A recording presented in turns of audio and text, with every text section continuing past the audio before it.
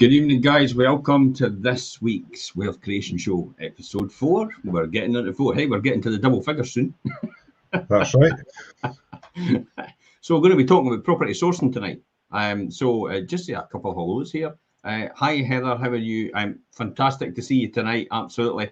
Everybody gives a big thumbs up if you're with us.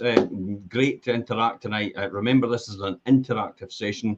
If you're getting something out of it, or if you want to ask a question, please feel free to ask. It's all about property sourcing. It's all about wealth creation as well. So there is questions as well. If you want to ask, please feel free to do that. Good evening. How are you? And also, George. Hi, George. How are you as well? Yep. And let's kick off in the news. So what's happening so far in the news? So what have you heard so far? So today, it looks as though Michael Gove has decided to replicate the landlord registration scheme for Scotland. Okay. With that, though, there is a number of sort of caveats. So he's looking to also push the green agenda and getting all these things, all these properties up to EPC of C. However, they're not committing any government funding to assist with that, so it comes with all sorts of challenges. Absolutely delusional. I mean, how on earth can you manage to do that? I definitely think we'll go back to the old scenario. Everybody thinks we're running about in Ferraris and making an absolute fortune. That is not the case. We make money as we go and we build wealth over time. That's actually quite interesting because it takes me into these two slides. I've been right into Warren Buffett and Charlie Munger. So the two slides that I actually thought out of this was brilliant for what we do. And the first one here is, you don't make money when you buy, and you don't make money when you sell. You make money when you wait. That's a classic, eh? Absolutely. That's it. I mean, that is it in a nutshell, what property investment is, eh? And that was Charlie Munger. And the other one, investing in 2022, the recommendations, active investors need to be patient. Now, we talk about this all the time. This is all about being patient. And what do we mean by patience? We're really talking about you need to wait for the right deals to come up. I mean, you'll see them. It's all about, let's talk about this. Active investors need to be patient. I'll jump back to this tonight so you can see us. You need to be patient and wait for the right deals to come up, but you need to prepare at the same time in order for that opportunity to appear, for the point of readiness to happen. Now, give me a big thumbs up if you understand that. And I'll say that again. You need to prepare for the time that the opportunity arrives, and that is where the magic happens, the point of readiness. So it's preparation, opportunity arrives, you're the first in there, you get the deal done, you've done all the work to do that, and that's where the magic happens. That is the sweet spot. That's really what it comes down to at the end of the day. Opportunity and preparation, where the meat is point of readiness. I refer to it as having a war chest. Yeah, well, effectively, yeah, it's building up that knowledge, isn't it, James? Over time. And the other one I would say is passive investors need to continue on normally, and that's so true in our business, isn't it? It is, and it's very easy in the beginning to think, "Oh, I'm going to buy everything," but you can't possibly buy everything. But that'll lead us on to the topic on tonight's show. Yeah, I mean, it is a point of you need to be patient, you need to wait, but you need to prepare for that opportunity to arrive.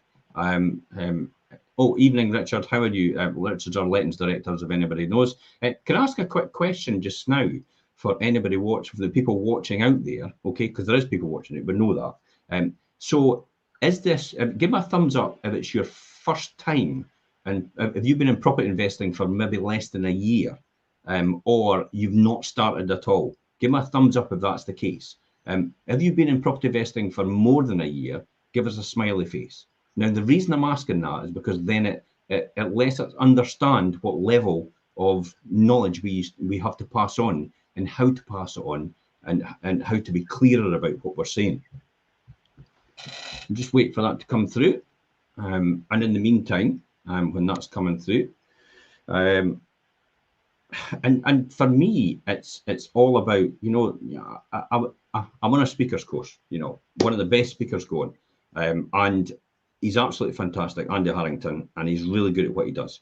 I'm learning a lot, And one of the key phrases I took out today is a belief is something you learn and something that programs your behavior and your thinking.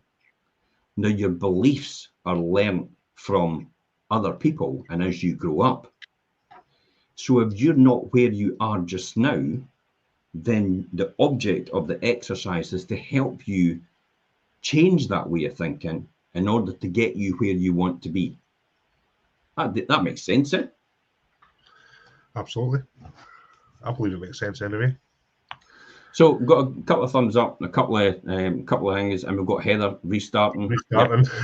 Heather, yep, we know definitely. So myself as well, James as well. So we're all kind of we know about property and all the rest of it. So it's pretty straightforward. This will be interesting. We'll talk about this, Alan, possibly right now. No, we'll talk about this right now. Come on, Alan. Okay, so questions for later. No, we won't. We'll just talk about this now because this is in the news, isn't it? Will landlords look to offload properties due to the new costs? What's your thoughts on this, James? So some may and some may not. However, where there's adversity, I suppose you could say there's opportunity. So I'm quite happy to You're not running to be a politician, are you? No, but I'm quite happy to buy tenanted property, you know. What does everybody else think? Does everybody else think that landlords will sell? So in your comments, just post in there, do you think landlords will sell up as a result of all these impending legal requirements, especially the EPCs and the requirements? We did a show at the weekend about that.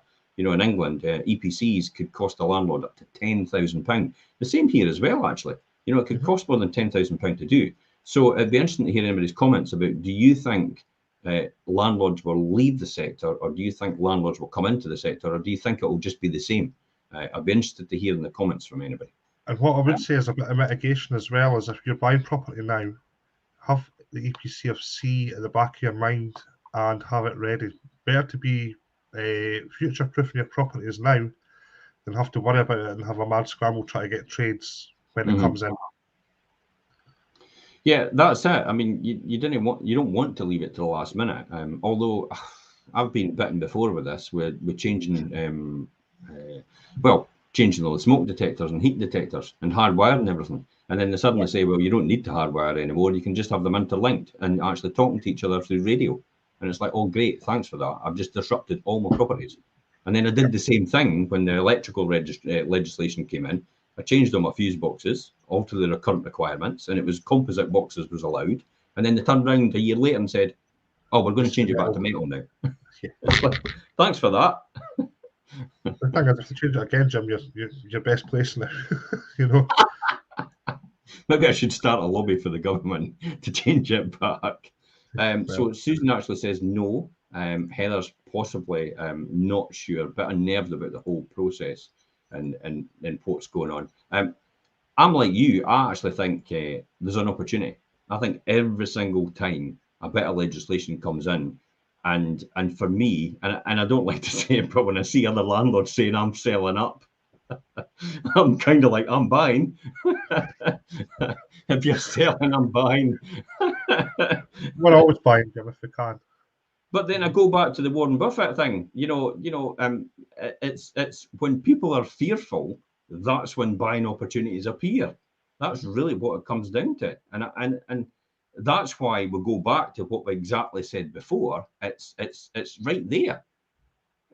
Active investors need to be patient, and passive investors need to continue on normally. That's really what it comes down to. I mean, that is classic wealth secrets, belts and braces.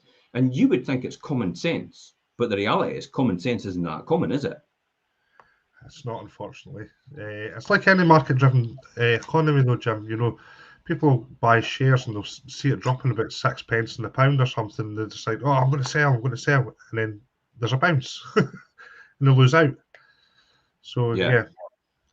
I've got Kevin jump in there, and he said, actually, on the topic of EPCs, do you guys think Grade C for rentals by 2028 will happen? Oh, I think. What do you think, James? First. I don't think it'll happen as soon as 2028, but I'm conscious that the 2030 agenda's floating around, so that it'll be as soon as well, as close as they can get to that as possible. Obviously, there's a longing eventually to go to net zero, and I don't know how they're going to do that.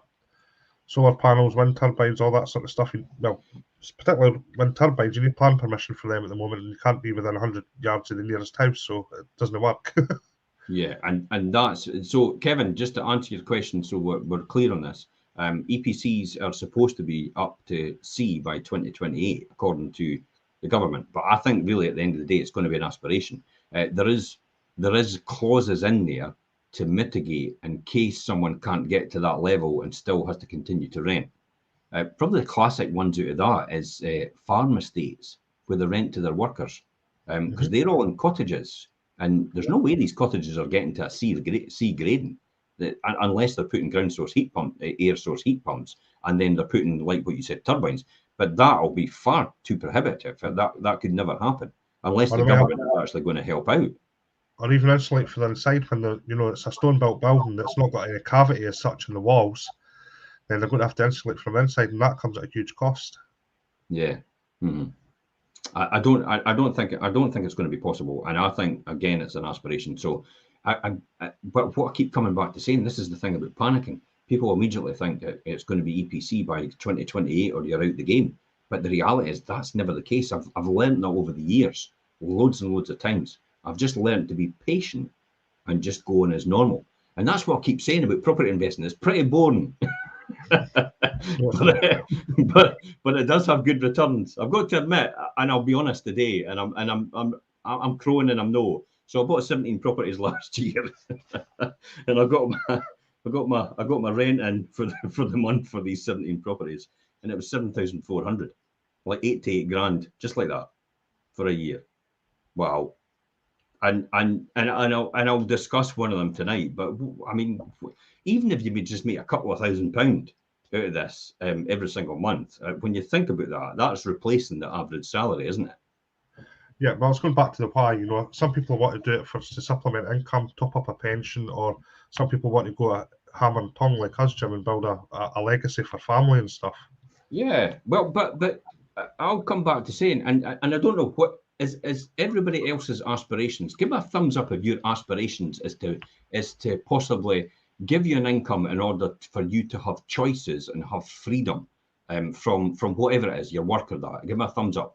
If it's you're just, I don't know how else to say that. Just give me a thumbs up. I mean, what would be the alternative? You just do nothing.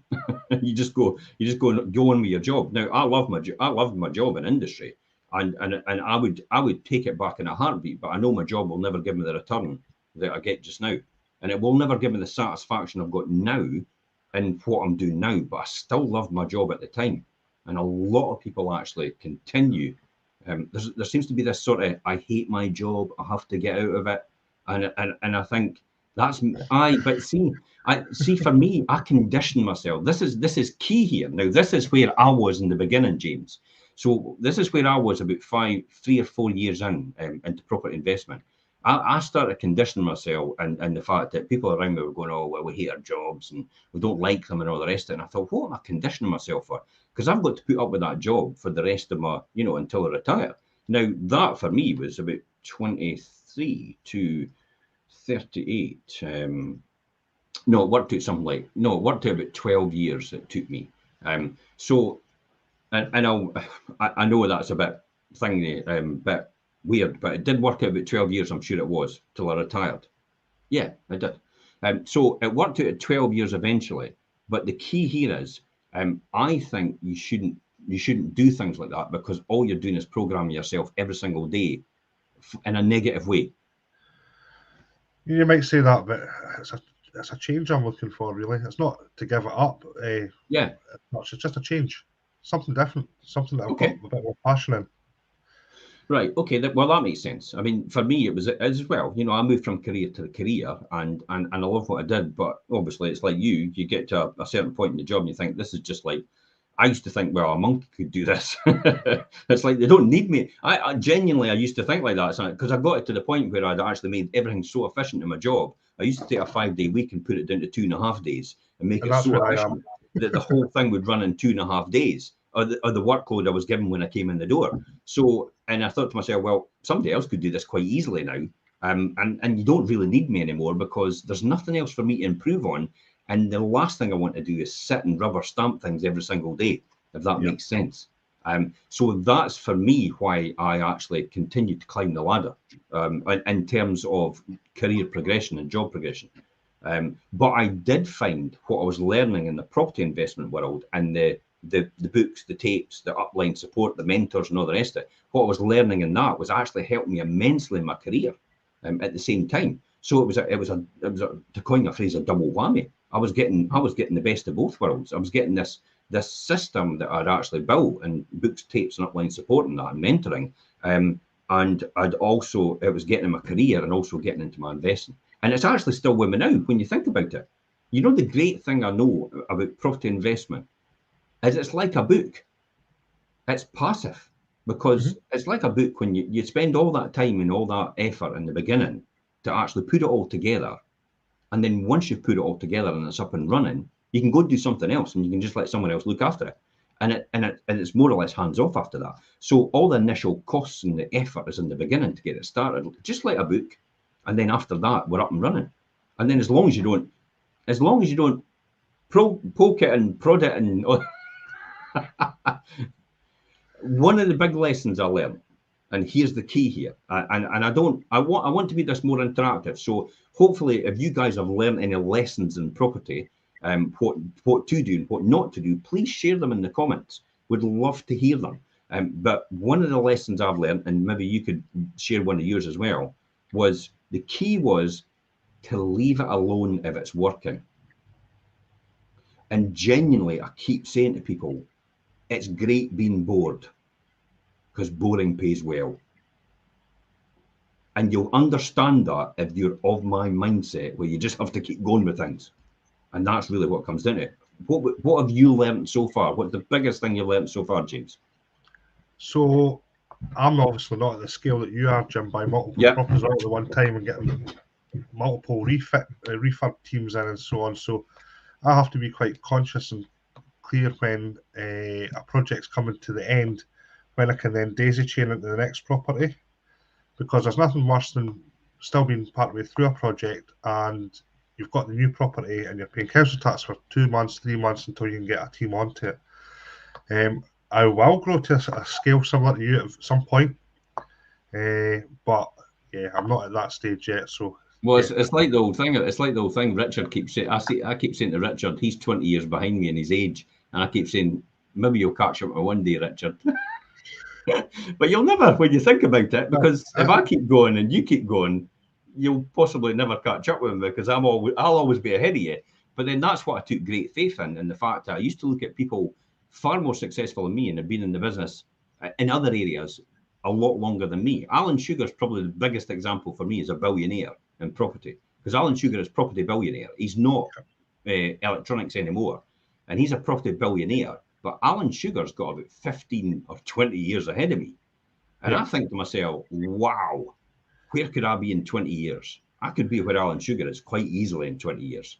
And that's my ambition. And that's what I see every single time. People like that have gone before me and blazed that trail. And I just think, wow, that's where I could be. So I do actually realize, rather than beat myself up about being in the now, because you look at people that are more successful than you and instantly criticize yourself about the fact of how you know doing this and how you know like that. And, oh, I could never do that. And I could never do this. But you still have to remember out there, for everybody watching, when you start your property journey, we all started at the same place. We talked about it last week. I mean, I was terrified when I started. And literally, before that, I was homeless and I was unemployed. And I had no skills at all. I had no education. I had maybe 3 O grades and a higher. A C or passed in mathematics. That was about it. With a bit of help from a tutor, scraped it. But that's effectively what I had. And that's where I started out in the beginning. And it was from 0 to where I am just now. So I understand everybody's journey throughout the whole process and what they've done or what they're going to have to do to get that and how to overcome that, because I've been through it. And I use the analogy quite often. I'm quite sure you've heard me say it, that I'm a relatively small fish in a big pond. But don't compare yourself to others. We've all started at that same point. And to go back to Richard's situation, well, Richard's 20 years younger than us, so he's at a good stage in his life to make more out than I could. Yeah, even,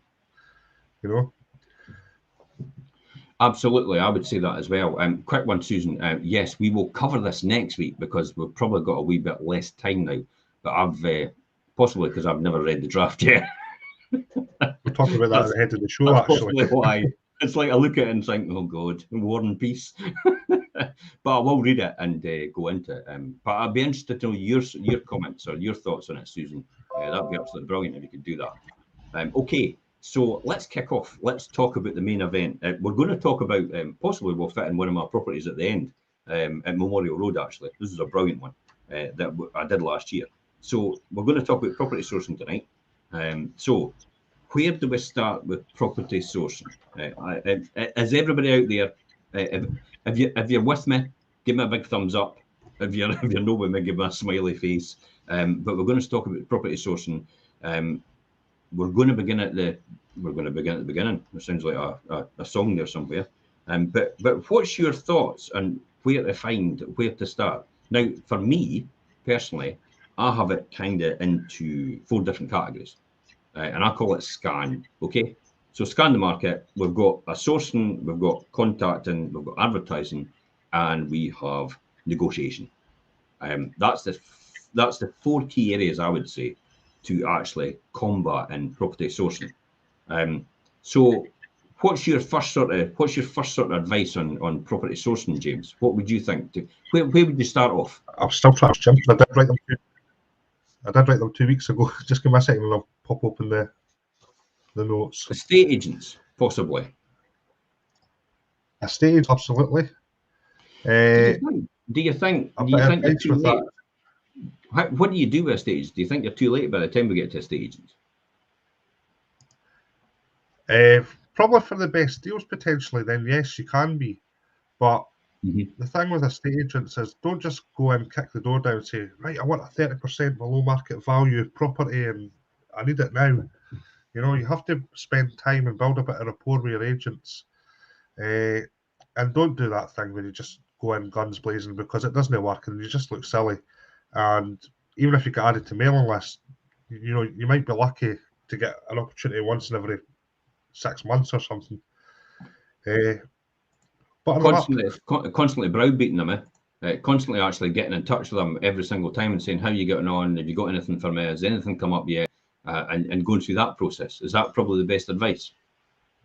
I would say that's probably the best way, is butter them up, flatter them a little. There's no harm in taking an agent for a coffee. I mean, we've had this discussion before that agents may get a bit peed off for drinking so much coffee, but no, I don't. I don't at all. Do you know, in all the time that I've actually been in this business, I don't think anybody's ever actually phoned me up and says, Jim, you want to go for a cup of coffee? Genuinely. And possibly that they maybe think I'm a wee bit higher or I'm in a different playing field or that. But there has been times where people have actually approached me for advice on maybe working in the industry, and I employed them straight away, because I thought, if you've got the bottle to approach me and ask me that question, you've got something. I'll tell you that straight away. About that, Jim. Not anyway. Okay. It's not it for another day. But I have went into estate agents, after buying a property through the estate agents, and went into a small hamper, just to share amongst the people in the office. Because obviously I appreciate the time and effort that they went to. Okay, they get a commission of whatever. I don't know how the fee structure works with estate agents and stuff as such, but it's always good to build that rapport with estate agents, and small things that will make you remembered for the next time, because there's always a next time. It is about being remembered, isn't it? More than anything. Absolutely. And if you want to wear a funky T-shirt or something like that, it's something that makes you stand out. Or if you've got, if you've got bright green hair, something that makes you, but anything that makes you stand out. So I know, but anything that makes you stand out and not in a bad way, but just in a way, in some sort of way, so people do remember you as a result of that. That's probably my best advice. I mean, what is, just to ask the audience, what experiences do you have with estate agents? You know, we're approaching them. If you have any experience at all, what have you done in the past? Have you actually spoken to an estate agent? How have you got on? Has the approach worked for you? You know, that kind of thing. So I'd be interested to hear your feedback on that for the people The other watching. thing with estate agents, Jim, particularly with the national chains and things, they don't seem to realise what we're getting at as investors and what our sort of target properties are. They hear about investors, but that's as far as it, you know, they don't peel into the onion or the orange or whatever. And it's, oh, he's an investor. But, you know, we're the conduit to taking a lot of these properties off people's hands, you know. Yeah. Well, that's it. I mean, you know, I would say as an estate agent, you've got to keep people like yourself sweet, because Yep. there's always a down when there's an up at some point in time. Yep. And I tell you what, if you've annoyed everybody on the way up, they're not going to look after you on the way down. Yep. And that's the reality. The other thing as well is obviously leverage of local knowledge. You know, Fife's a pretty big county, and as you know, I've got property scattered all over. And it's not to say I know absolutely 100% how well a property is going to perform in a certain area, but leverage knowledge. Yeah, I was looking at Glasgow last night for a property. I was actually going to fear the sweats. It's like, I'm going to Fife. It's like, what? It's like, Jim, you're going to Fife. And it's just a complete. So I know exactly how everybody feels as a new property investor, because I'm actually looking at a new area now. And believe it or not, James, the numbers make absolute sense, and I should buy it. I should buy it definitely, because the numbers are all ringing, and it's somebody's going, buy it. But because it's an area I don't know, I'm completely nervous. The occupancy rate's right, the rent's right, the price is right, and it all falls into place. And it's been, you know, the person's had it since about the early 2000s, mid 2000, sorry. So it makes absolute sense. So I'll be interested to, you know, maybe give you an update next week if I've managed to get over my fear. So But I tell you what, I do remember though. I do remember a book called Acres of Diamonds, right? And this is the one I do remember. And this is a lot of good advice for everybody out there, based on what I've learned. It's often we look over everywhere else, and we look away into the horizon for opportunity ahead of us, when in actual fact it's sitting right in front of us. And that's why they call it Acres of Diamonds, the book. It's because they're right in front of you in the ground. You've just got to go and mine them. That's really what it comes down to. But we look at the easy option, we see it, and we see it's in the distance, and we go and run into it because it takes time and effort, and we feel like we're doing something. But the reality is, it's right in front of you. So it's the old thing about, you know, Fife is a real good comfort zone for me. And I know I don't like using that word comfort zone. That rings alarm bells for me. But if it works, and there's 170,000 households in Fife, I've not exactly got that many. So proportionally, I mean, it makes sense for me to actually still continue investing in this area, which is under my control. But I will definitely at some point start to expand out. I might even actually say to someone else, look, you know, this is a really good deal for you. I would actually buy it. So I might actually give somebody else a top tip and say, this is a good one to buy. So I'll give you an update next week what happens with that. So definitely estate agents is a good one, isn't it? Yeah. Remember to ask for feedback as well, because you're likely to get admitted onto a mailing list for similar properties. Always ask for feedback. Yeah, Heather actually says, can we put ourselves on a contact list with different agencies? Absolutely. Do that every single time. No, you must be exclusive to 5 properties. No, I would recommend every single time, if you've got, Heather, this is a key one here, and it, you know, you might be nervous about that for the fact that you're talking to us all the time. You're thinking you maybe should stay loyal to us, but I'm no bothered where you buy the property. If the numbers make sense for you, it makes absolute sense for us. All we're going to do is manage it and look after it for you. So if you have an opportunity, then please feel free, like everybody else here, please feel free to get in touch with us and run it by us. I'm obviously an investor as well, but I will never take anybody else's investment if they've actually shown me what it is, because I don't think that's right to do at all, especially if somebody's coming to you for advice on that, and you've said that you're okay with that. So I wouldn't actually take that from someone. I would actually help them get it, and I'm sure you'd be the same, James. Yeah, I'm the same. I don't believe in I guess you class yourself as a bit of a bottom feeder if you do that sort of thing. Yeah, That's not listen, me. I've had it done in the past to me. I've had it done loads of times in the past. I mean, remember, it's 30 years, so I've seen a bit, and where people have actually said, and I've actually said to them, I was thinking about this one, and I remember it was a friend. It's like it We was a had a, friend. I I think went that just round, genuinely, I went round, made the offer, right? The offer went in at the closing date. There was no other offers there, and by the time it came to the next day or the next week, he had got it. And I'm like, wait a minute, you weren't in for it. You never even viewed it. And he went and bought it. was that the same person we discussed at the networking event? Possibly no. But No. that, you know, I've had it happen to me loads of times. So and I don't mind, because at the end of the day, you know, stay skint, because that's what happened to them. Because nobody wants to deal with people like that, and eventually they get found out. That's really what it comes down to. So you've always got to be above board, definitely. I think that's the case. The thing is, it's going back to this whole thing. It's not a competition, you know. We can't buy absolutely everything, and it's just, I think it's just wrong trying to, you know, pull the rug for someone. Yeah, absolutely. And but as well, actually, there could be opportunity on the horizon with that same person in the future. You never know what could happen, and you never know where it could happen. So definitely build relationships with every single estate agent and keep in touch with them, especially the ones that have the properties that you're after. So what I'm saying to that is, if somebody continually sell flats all the times and they're at a certain price point, that's the person to keep in touch with if that's your market.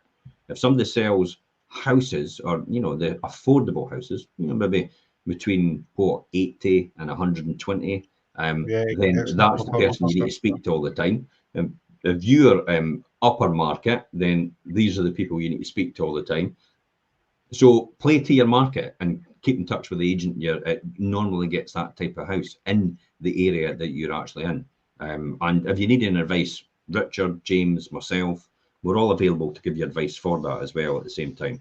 It doesn't cost you for any advice at all. Please feel free. We're more than happy to give you that. This is a sharing event. Okay, so next one, we've got estate agents out the way. Let's talk about off-market deals. Yeah, off-market deals, sometimes referred to as private treaty or direct to vendor or D2V. Mm-hmm. So these are property opportunities. I won't use the term deal, but they're opportunities where you can cut out the middleman, the estate agent, and all that sort of stuff. So purchasing these types of properties usually comes at a lower price point because you're cutting all that sort of stuff out. People aren't having to wait a lengthy period of time to market their house, get it on, have umpteen strangers walking through their house, wearing a hole in the carpet, and the sale can happen as quick as a couple of weeks. If you've got the carpet ready and waiting. How do you get them though? Is it a case that you go through? I mean, sourcers are a good option. Yeah, we'll come on to that later because they use exact same methods as I'm about to explain. So some of these deals can be done by printing flyers, putting them through doors. Mm-hmm. It does obviously come at a cost, but by and large, if you do one purchase or sometimes two purchases, that cost is negated. Yeah. You can also do ad campaigns on Facebook for as little as £1 a day. What will happen is you'll set up a specific target audience, i.e. people from Fife, for example, that have been looking for, I don't know, the best estate agents in Fife or something. It's all changed, believe it or not. Well, it's like, oh, no, the EU legislation has come in for housing. So you have to you can't do age anymore. You can't discriminate on any grounds anymore to go for certain audiences. It's like it's open season. And when I spoke to Facebook, and because I was speaking to them about it, and they said, well, our algorithms learns how to work it out, who to target anyway. So it actually avoids the people at the younger age group if you make sure you've got keywords in your advert in order to do that. And it's like, okay, right, but you've got to get it precise, or the algorithm actually thinks that you're actually looking for a scattergun effect and shows your advert to everybody. There's a little Chrome plugin that you get called, I'll see what it's called, because I've got it. It's called Keyword Everywhere, and basically it's an SEO, so it's search engine optimization. So you put in a couple of key terms and it'll spit out absolutely everything related to that. So you can just plug that into your Facebook ad. So anybody that's looking to, say, buy a house or looking for a mortgage or whatever, it'll specifically target these people within a certain area or whatever. Like you say, the algorithm's always changing, so always try and be up to date as much as you can, because it's a bit of the dark arts when it comes to the algorithm. But yeah, that's one way to do it. yeah. Remember, folks, pen and paper. Make sure you're taking notes. Another way this is a learning opportunity. Do you remember those supermarket ads you got at the front of the stores? Buy a sofa, 35 quid, that sort of stuff. You can still do that, yeah. Sticking an advert saying that you're buying old, smelly, dirty houses or whatever, any condition. You know, if you're in a position where you can pay cash, then all the better, because you're not going to have to wait a long time to get finance for the deal, or sorry, the opportunity. Must stop saying that. Yeah. What else? Gumtree, bizarrely enough. Ads. I mean, Gumtree ads are, you know, you do get people in Gumtree, and that is probably quite a good market. But you're going to get you're maybe going to get a lot of time wasters. You're maybe going to get a lot of neg as well. I think Gumtree works best when potentially maybe someone's in negative equity, or they're going through a divorce, or whatever reason they're needing the money out quick or whatever, to either settle debt or whatever. LinkedIn ads is a good one. You tend to have LinkedIn ads for portfolio builders. So you've got people, so people with big portfolios on LinkedIn, they're like, well, we maybe just want to shift them, so that you can get it through that as well. So LinkedIn ads are actually quite good. Yep. I'm not using LinkedIn ads Google yet, ads. Google ads as well are quite good, eh? Yep. AdSense, I think it's called. Yeah, and the one I've got as well is roadside ads. You see that now. There's a lot of people putting out roadside ads, but so I mean, it really is against the highway code. It's against it. You're not meant to do it. I was going to say you can do it if it's in a specific designated area. What you have to be careful for is if you do guerrilla advertising, where you just stick it in somebody's fence or whatever, because it follows the same rules as estate agents. You know how you can only have your boards a certain size and it has to have, it follows the same sort of process as that. So guerrilla advertising, no. But if you can find, I don't know, you ever driven through the Weems, Jim, and noticed the car garage? They've actually got bits laid out in the wall for to place your adverts. Yeah. And apparently that's absolutely fine as long as they're within a standard dimension. That's as long as they're less than 3 feet. If they go beyond 3 feet, it goes into the Planning Act, and therefore you're supposed to have planning permission to put it on the wall. So I think it's something Town and Contract 1948 or something. I think it is. Yeah, it's that. Yeah. So advertising, we've got estate agents. Probably one of the one for me is speak to solicitors. It's like you had said the other week. There's a lot of solicitors out there, and some of them actually they don't actually go on any websites at all. They don't sell any houses at all, and they often think, well, it's a quick sale to get it done for the purpose. So a lot of some of the smaller solicitors, not the bigger ones, because they tend to be in a estate agency. Just remember, some of the smaller solicitors are a good source. Yeah. Just remember, when you're targeting solicitors, you're targeting the right type of solicitors. You're looking for the ones that wind up estates and that sort of thing. Yeah. As bad as it sounds, potentially somebody's lost a loved one or whatever, but quite often they don't have an interest in the property, and it's as quick as they can dispose of it as to get the money, basically, as part of the inheritance and stuff. A bit morbid, but yeah, that sometimes works. Yeah. Banks is another one. If you get the right people in the banks, that could actually happen sometimes. Not quite so big in Scotland, this next one, in relation to off-market deals, repossessions. So we don't get to find out a lot about repossessions in here unless you're actually in the industry and in the know. But down south, there used to be a registry of impending bankruptcies. Yeah. So that used to get published, and it was just a case of pay £3 or something to check for a specific area, and then you just start writing out to these people saying, look, I know you're under a bit of hard time, I'm in a position to buy, it might help you out your situation that way as well. Not so big in Scotland, like I say, but his ways and means and how to identify these. There's a thing that I often, you often get a wee bit of criticism about that when people are trying to do things like that, because you get a lot of trolls going on about it. But the reality is, if somebody's in repossession, they don't really have the means to actually put it on the market with an estate agent, because they have to pay for a home report, they have to pay solicitors' fees, they have to pay the agency fees to actually put it on. So often they don't have that money at all. So it's sometimes, and the fact that the embarrassment, they don't want to tell anybody. Well, the other thing as well is there's nothing that ever good comes from burying your head in the sand. The longer you sit it out, the worse a position you're going to be in. Yeah. So I would say definitely, yeah, you're absolutely not right. vultures, because at the end of the day, we want to repurpose the property for a family that may also need a property. Mm-hmm. So contact our landlords. Got that one? Yes, particularly now, especially going back to, I think it was it Heather's comment about, do we think it's some landlords will leave the market property? Leave the market. I think you've got a lot of people, a lot of people who actually just like to bleat about it. But I think, to be honest, the landlord market tends to be a bit apathetic.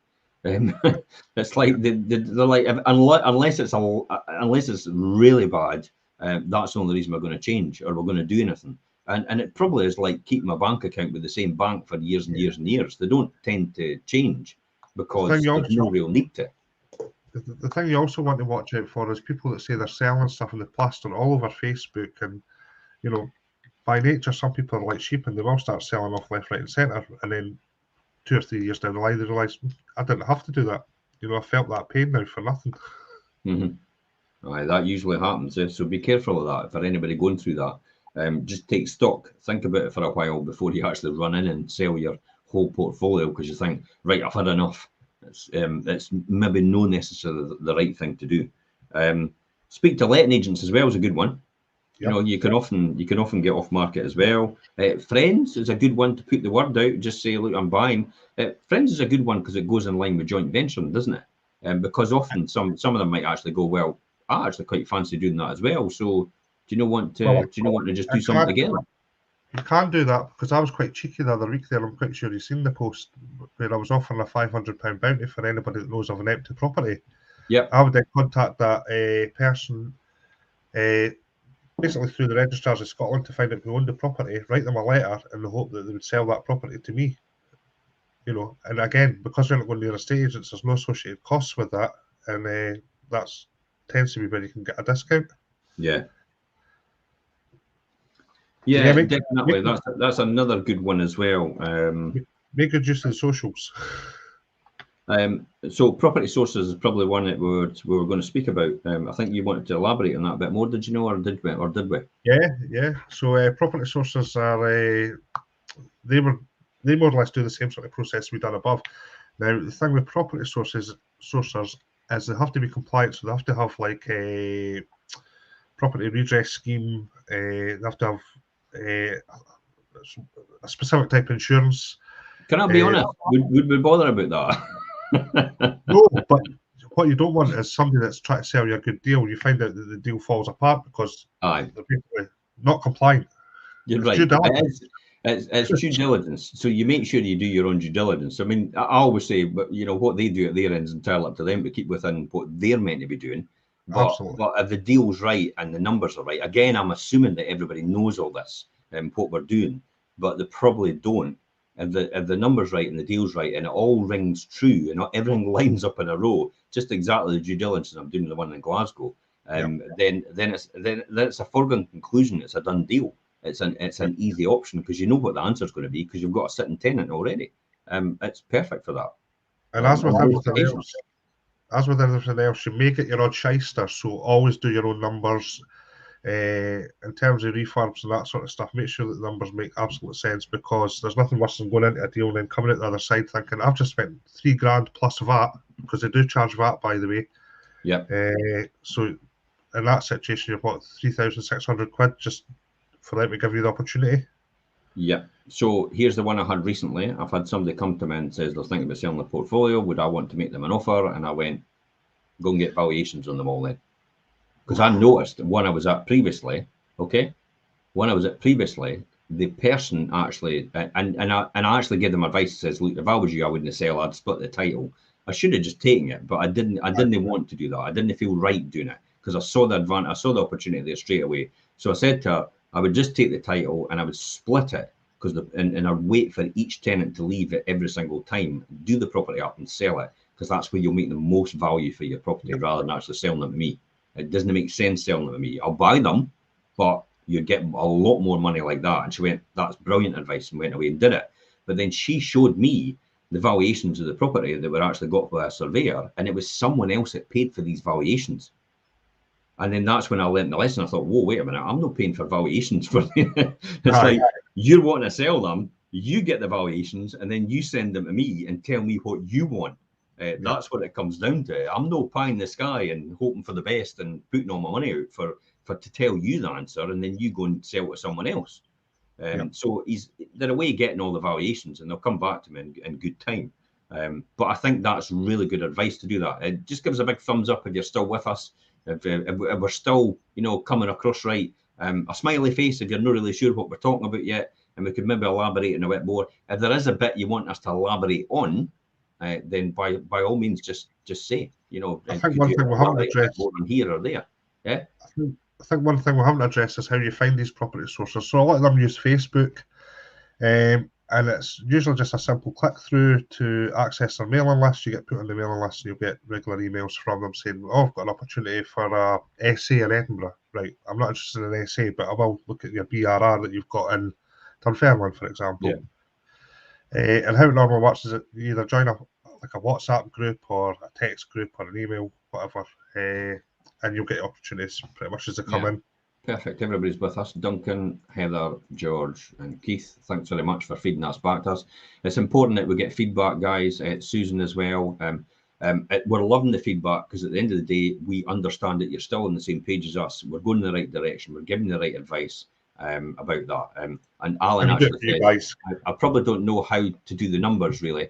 And yeah, we'll probably cover that again. Maybe actually, we've not got time. I was going to say we'll cover it at the end of this, but we've literally got 10 minutes.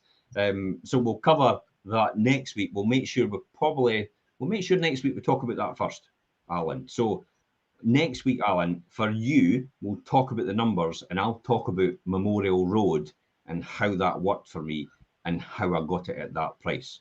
Yeah, we've got a couple of houses to show off, haven't we, Jim?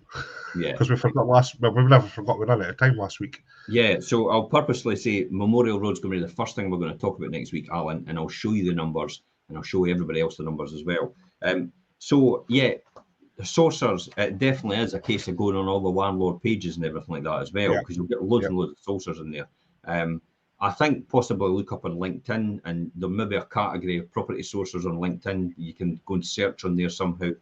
And there for property sources. The regular ones in the belts and braces, to be honest, I just go straight to Rightmove sometimes, and it's an easy option, and I'll show you why. And I'm not really sure if I've shown anyone else this before, but when I'm looking at properties, I'll give you a quick.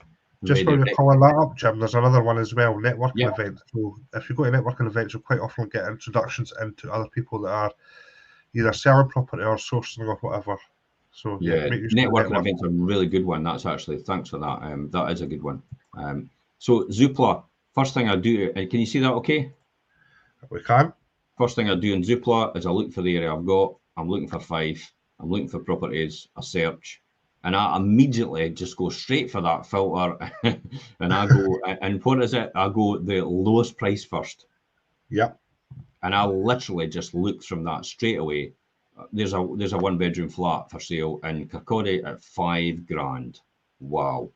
Now obviously there's something no right about that. It's riddled with darkness. I've had a look. Yeah, but it's worth a check. And there's another one at 8, and there's another one at 8. So there's maybe 2 or 3 of them. Land for sale, quickly skim through. There's another one, 31,000, 2-bedroom flat, Bruce's Gardens, Dunfermline. Wow. Really? I think that's a part share though, Jim, is it not? All right, okay. It doesn't say that in the summary, so you're probably right then. So Wellesley Road, 2-bedroom flat, guide price 32,000. You've got 35,000 there, 35, 39, 1-bedroom flat in Viceroy Street in Kirkcaldy. I mean, that's a good earner.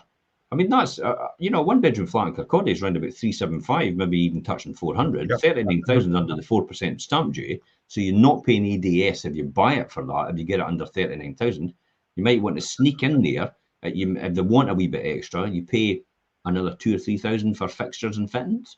And Yep. you give them 42 instead, but you've got a 39 price point, which still brings you under ADS, fixtures and fittings $3,000. And the beauty with that one, if you find it difficult to get a dentist at the minute, it's right opposite the road. It's right opposite that property. I tell you what, that's a pretty good one, eh? Aye. The numbers stack up there straight away. I'm gobsmacked that there's still opportunities out there like that. Julian Court, one bedroom, first for homes. That's on at 39,950 at 995. Classic one as well. You know, that's a one bedroom. So again, under the threshold. And if you get it for that price, you're no paying 4% ADS, 40 grand. So there's good opportunities out there. The market is so restricted now that anything will rent at any point in time and almost anywhere. And I'll give you an example of that just quickly. Just jump onto that before we finish off. Just jump onto Fife again to rent. And literally, here we go. Yeah, 71 properties in the whole of Fife for rent. Go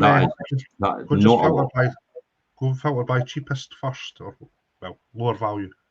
There you go, 400. Well, that's a house. They're 395, 448, 450, one bedroom flat, 450, one bedroom flat, 450, one bedroom flat, 450, 450, 460 for a two bed in Newborough, 475 for a two bed in Den Walk. So there you go, straight away. Yep. You know, it tells you there straight away that there's, you know, there's opportunities there definitely, and the returns that are available as a result of that. So that's where I am in terms of things. I think that's a really good deal overall. So there is golden opportunities out there, guys.